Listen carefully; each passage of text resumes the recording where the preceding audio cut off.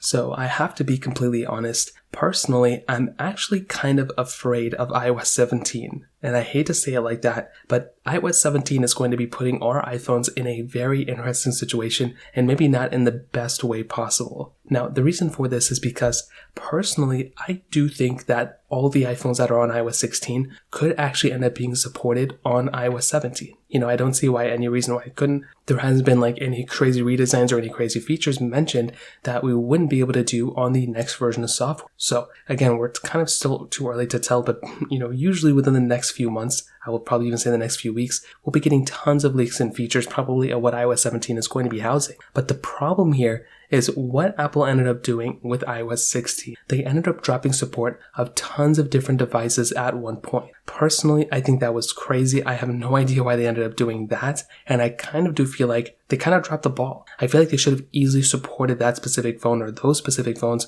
for a longer period of time. Now with iOS 17, they are probably going to end up doing one of two things. One, they may end up, giving all the iPhones on iOS 17 the same support, so they'll just, whatever iOS 16 devices, they'll end up supporting iOS 17. But the issues is that just like what they did with iOS 16, even if they support all the phones, the problem is that the features that they're going to be giving the top tier iPhones are going to be drastically different than the features they're going to be giving on the standard base iPhones like the iPhone 10 or iPhone 8 or iPhone 8 Plus or the lowest supported iPhones. I do understand some features here and there, but most of the features Apple goes ahead and kind of, advertises for the most part, they actually aren't really supported on iOS 16 on all the iPhones. So again, there's a lot of them that are, but there's also a lot of them that are not. So that is the main reason why I'm kind of scared of iOS 17 is because I don't want to, one, have all of the iPhones being discontinued that I love. Phones like the iPhone 10, 8, and 8 Plus.